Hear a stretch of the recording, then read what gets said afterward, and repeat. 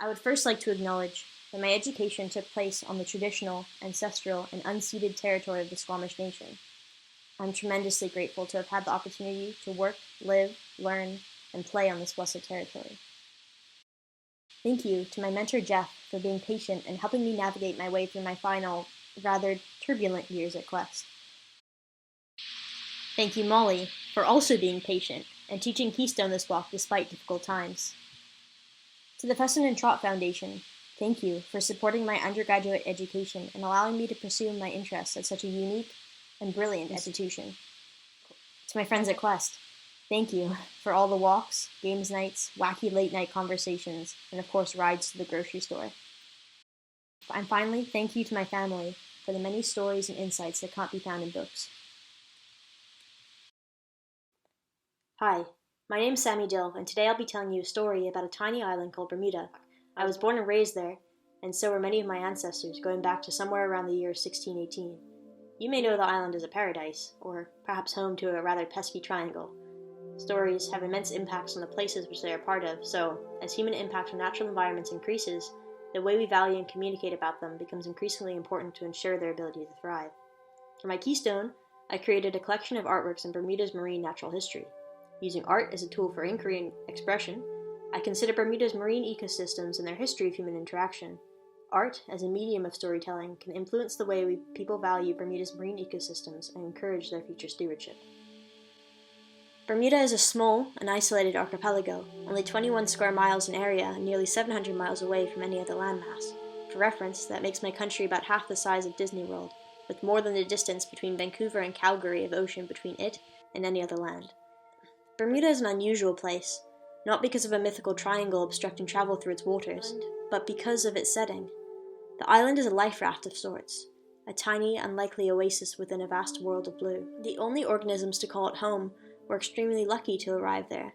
Before human contact, species were born by wind, current, wings, or a lucky few aboard floating debris.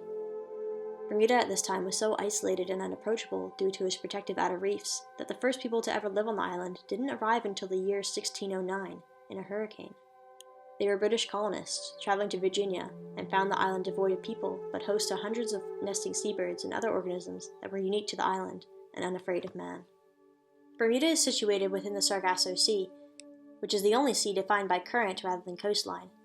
Bermuda is the only community living within it, and the island's tourism, culture, fisheries, and healthy coral reefs are dependent on ecosystem services and resources that are provided by the Sargasso Sea. The Bermuda Islands act as an essential nursery, feeding and spawning habitat for many local and global organisms, and these currents transport juvenile marine species to the shallow waters and reefs surrounding Bermuda. One of these species is the green sea turtle. In the past, sea turtles were prevalent in great numbers. However, what followed the island's colonization by man was the leaching of the island's natural resources. Forests were cut to build new ships, and fish, turtles, and nesting seabirds were easy food resources as they were unafraid of humans. Within 20 years, the sea turtle population was dwindling. Conservation laws were put in place to protect young sea turtles by enforcing size restrictions on each catch. However, this did nothing for the adult breeding population. And by the year 1700, a mere 90 years after human contact, nesting sea turtles were extirpated from its shores. My first piece, A Seed on a Turtle's Back, is meant to be an origin story of sorts. Sea turtles were one of the few species able to reach the island without human assistance. They represent a vessel through and on which other species over the millennia were able to take root on the island. Their shells were host to barnacles, their backs to potential sticky seaweeds and algae, and their bellies for seeds. But they were also the means to which the first settlers turned to for survival in their early vulnerable years, once again supporting the colonization of the island by a new species. The practice of kite making is a quintessential Bermudian tradition. Though I'm not religious myself, the kite is traditionally flown on Good Friday and Easter Sunday to celebrate and represent the resurrection of Jesus Christ, although often they are now flown without religious connotations. Like the kite, the sea turtle tells the story of another kind of resurrection. Local and global efforts have seen the population of turtles in Bermuda increase. Although the island has only seen one nesting occurrence in the past 100 years, the juvenile populations that use Bermuda as developmental habitat have been increasing rapidly. Most kites have a geometric pattern, with many different bright colors making them look like kaleidoscopes. I chose to stick with blue shades to mimic a rippling effect from the center to the edges. The spiral of blue moving from light to dark represents the local and global marine ecosystems, with the turtle positioned at the center, indicating its important ecological role as a predator and as a grazer. The sea turtle marked the beginning of a connection with water and with the island for Bermudians, and also the beginning of a lifestyle that threatens the land and the waters which sustain us. The depiction of this species on a kite is a symbol for its resurgence, and a call to action too, for we cannot afford to just protect the species we already love. My second piece, Golden Fish, focuses on a different species, one which is also famous on the island, though not for its sanctity, but for the glory and money its death or capture holds. Blue marlin is one of the most highly sought-after sport fish in the world. Bermuda's Outer Banks are a hotspot for the species because the Sargasso Sea is a vital spawning ground for the species. Every summer, the island is stormed by hundreds of high-end offshore fishing boats and luxury spectator yachts. Though this species population has remained relatively stable due to funding from sport fishers for conservation and breeding programs, the practice still represents a problem for the island. My painting depicts a living animal, still containing its vivid reactive eyes and blue coloring rather than the rigid Payne's gray that overcomes it at death. But it's hung vertically. The presentation is reminiscent of the animal at the state of its weighing in commercial fishing competition. It is ultimately the manner in which sport fishers would like to see the creature, as restrictions on size mean the animal can only be killed and brought in when it reaches a certain weight. A fish big enough to be vertical is sure to win a prize. Additionally, the image is split across two canvases, a nod to its future should it be caught. After the Second World War, Bermuda saw a huge surge in national wealth. Offshore business and tourism took off, and with it came greater amounts of commercial and sport fishing. Before this period, most fishermen could only afford to go off in small vessels, at most a mile or two from the shore.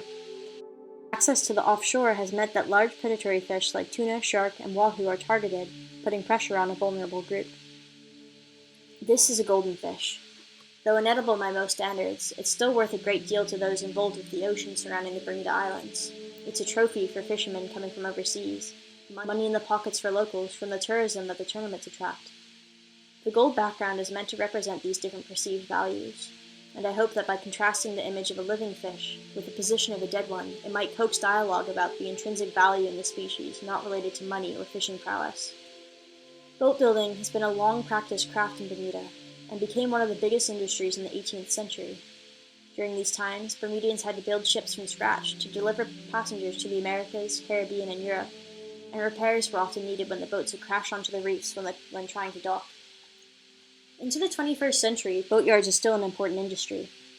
I wanted to capture this image in a painting because it shows the passing of a traditional craft and skill from shipwright to apprentice, which had been lost in recent times. Boat building involves a knowledge of the water, of the tides and current and weather, and of how it behaves in the water in different circumstances. In the past, it would have involved a knowledge of your materials, the trees, how they grow, when and how to harvest them, how to develop land to nurture it and support the trees. Alexander Langlands, in his book Craft, talks about the clever resourcefulness of local crafts, and how they have been determined by the immediate environment. Although this level of knowledge is not held by all modern shipwrights, there is still a craft and wisdom involved in the building and using of a boat. This care, practice, interaction, and knowledge of the land and sea can create a sense of connection and respect for the place and ecosystem in question. We don't all necessarily need to build boats, sail, or even go out on the water to build this connection. But this sort of knowledge and connection is needed as it encourages environmental stewardship. Lionfish are a relatively recent ecological stress to the Bermuda archipelago. They were introduced to the Atlantic in the early 2000s and since have been causing major problems to the reef. They're described as a greedy species, eating every time they encounter prey, even when the prey is plentiful. Southern and mid-Atlantic reefs have been struggling. This introduced species has quickly become a dominant and unstoppable predator. I can't help but think that this narrative sounds familiar. One species destroying its habitat and those around it to take more than what it needs? Perhaps we too are invasive. I was inspired to sculpt a piece about lionfish in clay because I wanted to capture the physicality of the species. Their outstretched fins seem to create an aura which none would dare enter for fear of their deadly spines. To me, it feels like the water is pulsing around them. It's the feeling I have when I'm in the presence of this fish, not the flashy colors which tell me that it's a lionfish. After doing my experiential learning with James Stewart, a Canadian sculptor, I was inspired by the refined rough texture that he leaves in his pieces, applying play in the direction it should rest naturally. In sculptures where color or pattern are important, he uses textures instead. I wanted to have a similar sort of roughness, particularly around the fins which often get torn in the real animal. I hoped that by having each spine slightly different, it would give the looming vivacity I was looking for. This lionfish is poised, looming over its prey. The lionfish in this piece represents people to some extent. The endless hunger, which is an unfortunate part of this fish's biology, is something that we seem to have too. We can be terribly greedy creatures. But while this represents a brutal allegory for human nature, it also talks of an opportunity to reconcile with the harm we have caused to the local ecosystem through our unsustainable practices, with a new exercise that both sustains our desire to be in the water, protects our ecosystem, and sustains our bodies. Fishing for this species is one way in which we can engage with traditional fishing practices while helping protect the ecosystem from harmful species. Bermuda is an island so small that from any one point, you could be no further than 1 mile from the sea. Industry, culture, history, and the island's ecology are all deeply connected to it. Today, though privateers, merchant ships, and wooden boat building are no longer a part of everyday life, the sea still acts as a force which surrounds us, isolates us, and defines us as a nation. Yet, the human impact on Bermuda's waters have become increasingly unsustainable. Overfishing, commercialized reef access, and tourism have had detrimental impacts on the marine, coastal, and migratory species on and around the island. Natural processes that have taken place under the waves for thousands of years are being unraveled in just a few hundred. Bermuda has taken some first steps towards mitigating overfishing, such as the 1990 fish pot ban, fishing restrictions involving size, season, and catch limits, and no-take zones. But these restrictions have been lightly enforced on many occasions, and many species like the Galapagos and tiger shark remain largely unprotected.